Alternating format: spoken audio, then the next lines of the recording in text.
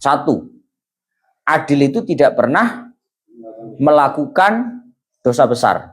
Kalau pernah melakukan dosa besar, maka sifat adilnya hilang, jadinya fasik. Berarti dia tidak boleh jadi wali. Dosa besar itu apa? Ya kita tahu sendirilah. Dosa besar itu seperti zina, minum-minum, dan lain-lain. Itu dosa besar.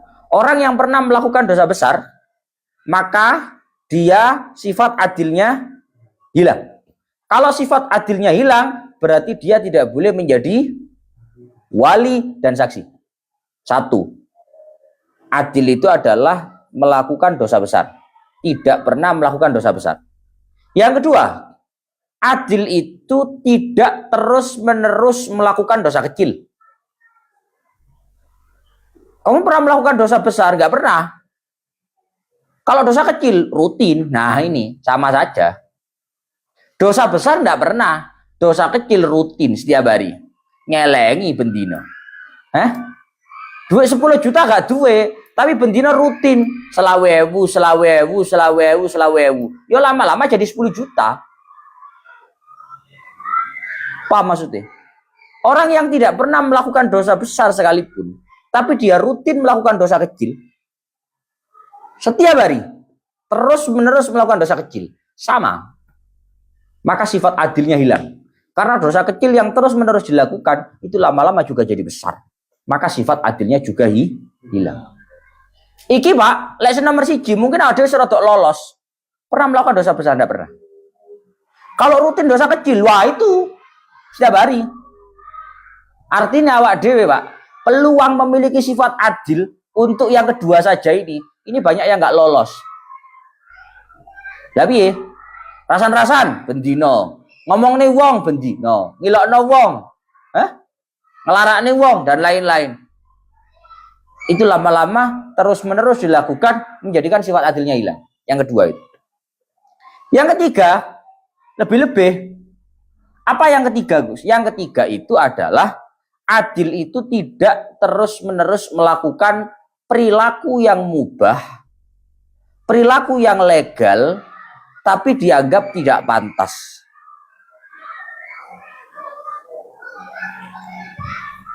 Yang ketiga, melakukan terus-menerus perilaku yang mubah, tapi dianggap tidak pantas. Haram tagus gak haram, dosa tagus gak dosa, cuma rodail mubahat. Rodail mubahat itu sesuatu yang mubah, sesuatu yang sebenarnya boleh, tapi dianggap tidak pantas. Contohnya apa? Yang ini kita punya contoh kal masyi hafian, jalan kaki dengan kondisi hafian, melaku medi. Ngerti medi ya Pak? Nyeker, bahasa Jawa ini nyeker. Tahu melaku nyeker? Tahu, tapi gak terus-terusan. Terusannya nomor loro. Au maksyufar ras, jalan-jalan dalam kondisi kepala terbuka tanpa penutup kepala ngene. Tahu? Ya pendino, kopiane jarang-jarang, paham gue? Ini namanya rodail tapi mubahat. Ini sesuatu yang boleh, nggak dosa ya, tapi dianggap tidak pantas. Yang itu bisa menyebabkan sifat adil kita hilang. Contoh lagi, wa aklis ghairi suqiyin fi suqin. Orang yang bukan orang pasar makan di pasar. Mangan nang warung. Saiki sapa Pak pertanyaan sing ra ngono. Rambutnya gak tahu dibuka, kepalanya tidak pernah dibuka, tidak pernah makan di warung. Sapa tak tahu? Sehingga yang ketiga ini semakin sempit ruang kita untuk lolos dalam kategori adil. Padahal syaratnya orang yang boleh jadi wali, orang yang boleh jadi saksi itu harus adil.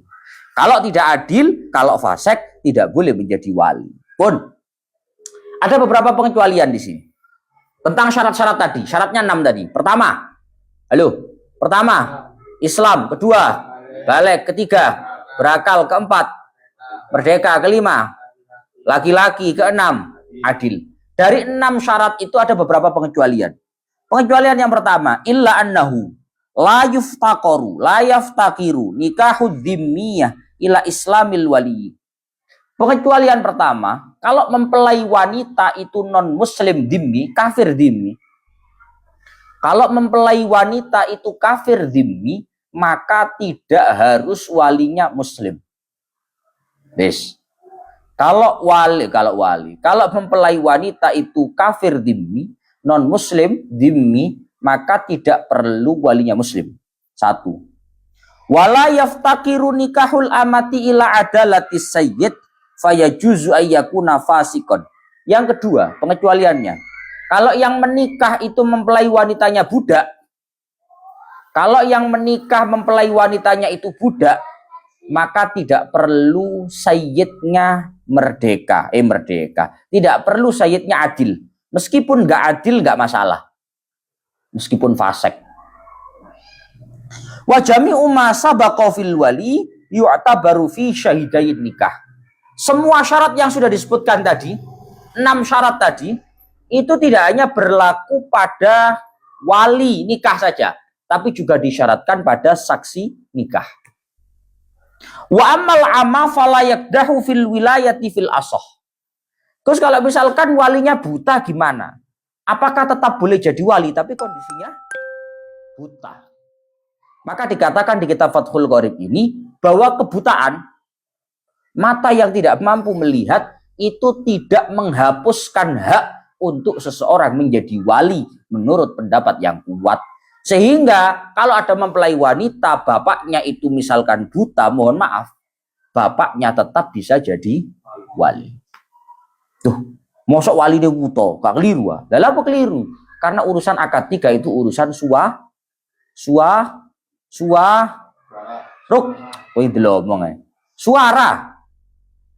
Akad nikah itu yang penting suara. Mana loh? Faslun wa aulal wilayah ay ahakul awliya bit tazwij al ab thummal jad abul ab. Sak mangke bab yang menjelaskan tentang wali. Ini penting, Pak. Apa tak takon ya, gitu.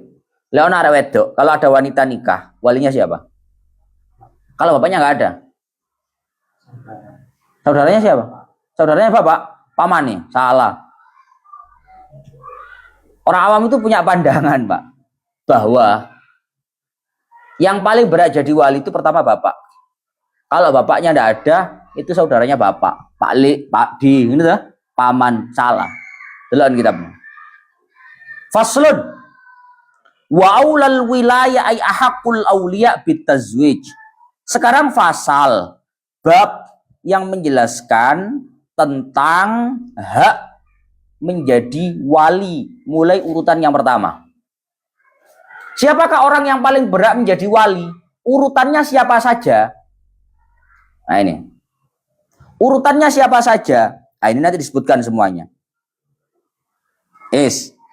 Dari urutan wali ini nanti bisa disimpulkan bahwasannya wafit ta'bir bi'af'alit tafdil isyaratun ila annal wilayata sabitatun lil jami'i ma'at tartib la sabitatun likulli wahidin ala tartib wa qawlu ay ahakul awliya bit tazwij bayanun li ma'nal awlawiyah wa afada bidzalik annal murada bi al wujub al muqtadi li adami sihah law aqada ghairul muqaddam. Itu deloken Pak, penting. Kata-kata orang yang paling berhak, rungok nih.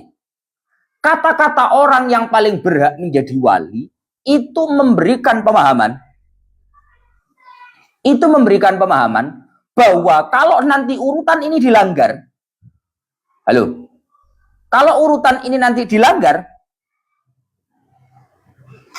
maka akad nikahnya tidak sah. Ini penting, Pak. Kok nih, ini fatal. Akad nikah itu bahaya. Bahasa wa aulal wilayah. Orang yang paling berhak menjadi wali. Nomor 1, nomor 2, nomor 3, nomor 4, seterusnya. Itu menunjukkan, memberikan pemahaman bahwa kalau sampai urutan ini nanti dilanggar, maka dampaknya adalah ada musihah. Pernikahannya menjadi tidak sah lau aqada ghairul muqaddam. Pernikahannya tidak sah andai kata yang mengakadkan, yang melakukan akad nikah, yang menjadi wali dalam akad nikah itu yang tidak semestinya urutannya. Paham ya? Sekarang mulai urutan. Yang pertama, orang yang paling berhak menjadi wali itu adalah bapak. Bapaknya si wanita. Bapak, ojo mau takok nengku, bapak sapa Gus jare, Pak. Ngono iso mbok pikirin nyapa to. Bapak sing wedok nyapa bapak sing lanang mikir bareng. Bapak nomor 1 bapak.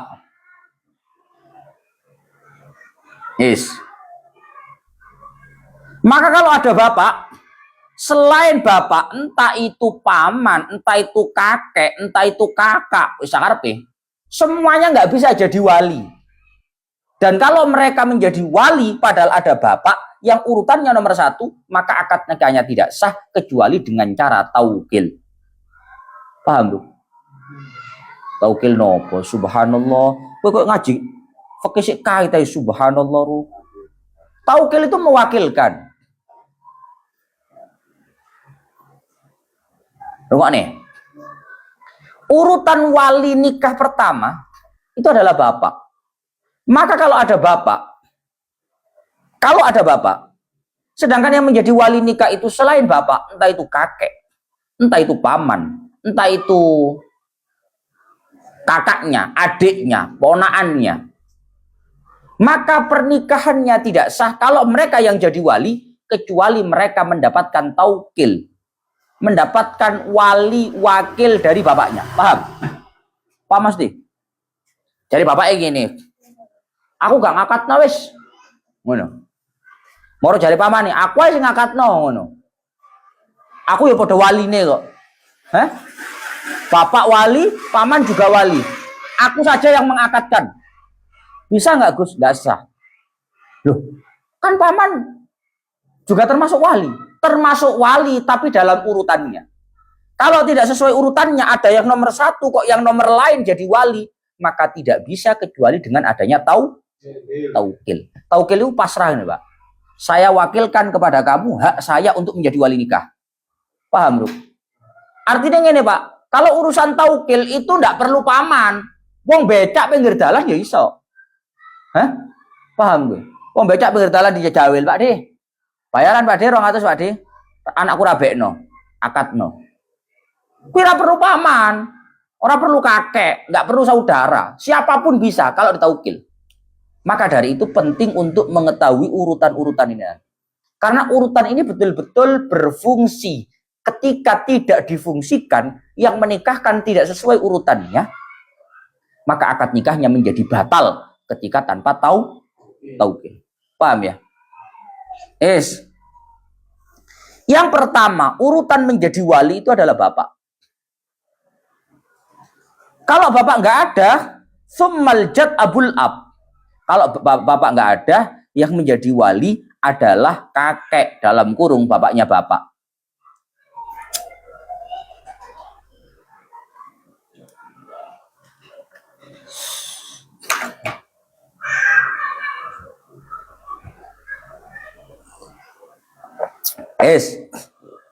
Yang pertama, yang menjadi wali nikah itu bapak. Kalau bapak nggak ada, maka kakek. Kakek itu dalam kurung bapaknya bapak. Kalau bapak itu nggak ada, duduk paman, bro. Tapi bapaknya bapak, kakek. Semisal bapaknya bapak itu ada, yang menikahkan itu paman, pertanyaannya, sah nggak akad nikahnya? Hah? Akad nikahnya sah nggak, Pak? Nggak sah. Karena tidak sesuai urutannya. Kecuali kalau orang yang semestinya menikahkan, yaitu bapaknya bapak, mewakilkan kepada paman. Kalau tanpa taukil, tidak sah. Karena al-muqaddam bil wilayah, tidak ada taukil. Paham, Ruk? Ini penting, Ruk. Nah, buktinya mau orang ngerti. Gak apa-apa, sopo, paman. Dulure bapak. Oh, dulure bapak moro-moro ngakatno gak oleh taukil tuh kok bapaknya bapak. Gak sah. Karena tidak sesuai urutannya. Karena tidak aulal wilayah. Paham? Yang pertama bapak. Yang kedua bapaknya bapak. Setelah bapaknya bapak, yo kalau ada bapaknya bapak, Pak. Syukur terus ke atas, paham ya? Jalurnya ke atas. Yang ketiga, summal lil ab wal walau abbar bisyakik lakana aula. Yang ketiga, saudara kandung. Saudara kandung. Saudara kandung itu seayah seibu.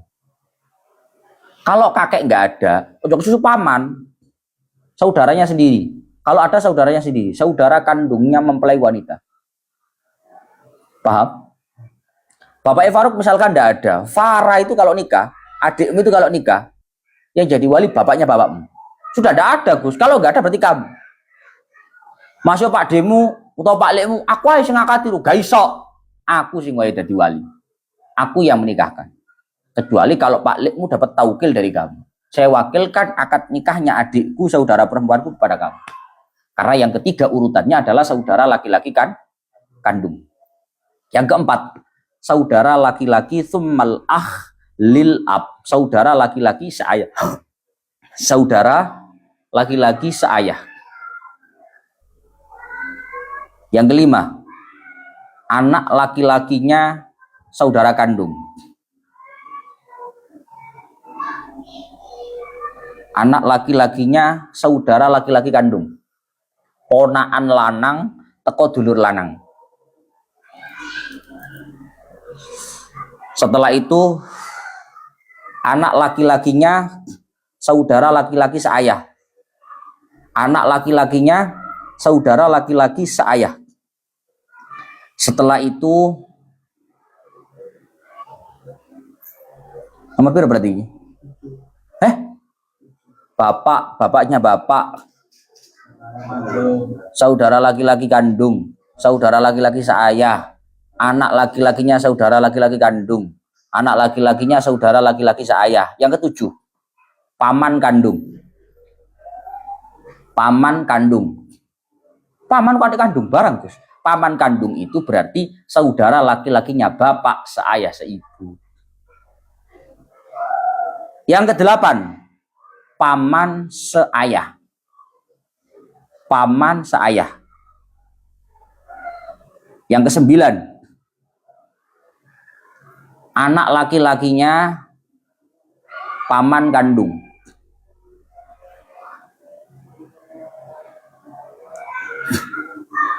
Yang ke-10, anak laki-lakinya paman seayah.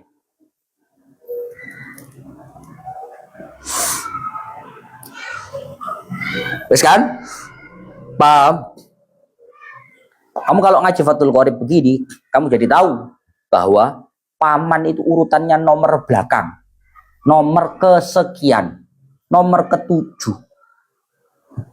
Dimana kalau ujuk-ujuk bapak gak ada, paman jadi wali, saya nikahkan kamu dengan itu nggak sah kalau paman tidak dapat taukil dari orang-orang yang urutannya sebelum paman. Entah itu kakek, entah itu saudara laki-laki, entah itu saudara keponakan dari saudara laki-laki. Kalau paman nggak dapat taukil dari mereka, otomatis akad nikahnya tidak sah.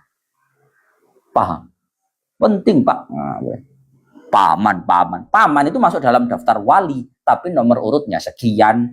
Kalau dia tiba-tiba jadi wali, padahal nomor urut sebelumnya masih ada, tanpa dapat taukil dari mereka, maka akad nikah yang dilakukan oleh dia tidak sah. Ya Allah ya Rabbi ya Karim, fa idza udimatil asobatu minan nasab fal maulal mu'tiq adz-dzakaru thumma asobatu ala tartibil irsi. Kalau semua yang disebutkan tadi sampai 10 nomor nggak ada, Guys. Bapak nggak ada, kakek nggak ada, saudara laki-laki kandung nggak ada, saudara laki-laki seayah nggak ada, anak laki-laki saudara laki kandung, saudara laki seayah nggak ada. Paman kandung, paman seayah, anaknya paman sekandung seayah, nggak ada semuanya. Maka siapa? Kalau kebetulan mempelai wanita ini budak yang dulu dimerdekakan, maka yang jadi wali adalah majikan yang memerdekakan. Kalau majikan yang memerdekakan sudah ada, maka ahli waris asobanya majikan laki-laki yang memerdekakan. Kira penting-penting banget, ora enek saya. Hah? Majikan laki-laki yang memerdekakan, kalau enggak ahli warisnya.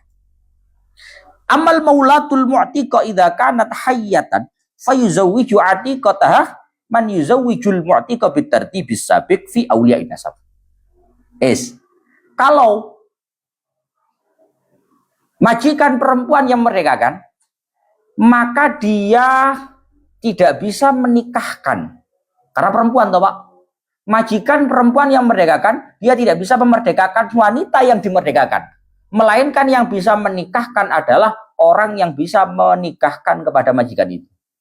Bingung tau? Ada cewek. Dulu dia budak. Dimerdekakan sama majikannya perempuan. Apakah ketika ini walinya habis semuanya? Maka apakah majikan perempuan yang memerdekakan ini bisa jadi walinya? Gak bisa. Terus siapa yang menjadi walinya ini? Yang menjadi walinya ini ya walinya ini. Bapaknya ini. Saudara perempuan, saudara laki-lakinya ini. Kakeknya ini dan lain-lain. Paham ya? Karena ini juga perempuan. Ini nggak bisa jadi walinya ini. Yang bisa siapa? Ya walinya ini. Ngono lah. Yes, pokoknya ini dan ini. Paham, alhamdulillah rapam ya wis. Kemudian ya Allah ya Rabbi ya Karim fa idza matat al mu'tiqatu zawwaja atiqataha man lahul wala'u 'alal mu'tiqa summa ibnuhu summa ibnu ibnihi. Ya ini konsepnya sama. Sama lah Pak. Kurang lebih sama. Tsummal hakim yuzawwiju inda faqdil awliya minan nasab wal wala. Kalau misalkan semua wali, 10 wali dari jalur nasab, tadi kan jalur nasab yang berapa? Itu nggak ada, Gus. Kemudian dari jalur majikan, dia juga bukan budak. Kalau belas berarti wali ini. Kalau nggak ada sama sekali siapa yang jadi wali, maka kalau walinya itu sama sekali tidak ada, entah dari jalur nasab ataupun dari jalur wala, jalur kemerdekaan, maka yang menjadi wali adalah wali hakim. Tahu wali hakim loh? Tahu wali hakim loh? Wali hakim itu panggil KUA. Kalau nggak panggil KUA, panggil kiai. Pokoknya wali hakim. Wali hakim itu orang lain yang tidak ada jalur nasab dengan si mempelai wanita, cuma menjadi wali karena kebetulan tidak ada wali dari jalur nasab. Nggak perlu taukil, Gus. Nggak perlu. Siapa sih nggak taukil? Siapa yang mau mewakilkan? Orang nek KB 10 kok mewakilkan? Mewakilkan itu kalau mereka ada, urutan nomor sebenarnya ada, tapi hendak dipasrahkan kepada yang lain selain urutannya atau kepada orang lain bahkan, maka itu butuh yang namanya taukil. Tsumma syara'al musannifu fi bayanil khitbah. Tsumma syara'al musannifu fi bayanil khitbah. Samenten lanjut besok pembahasannya tentang lamaran. Ila akhirih wallahu a'lam bishawab. Alhamdulillah. Yang belum follow. Ayo kerjasamanya. Semuanya. Yang belum follow. Kerjasamanya. Yang belum follow kerjasamanya. Ayo yang belum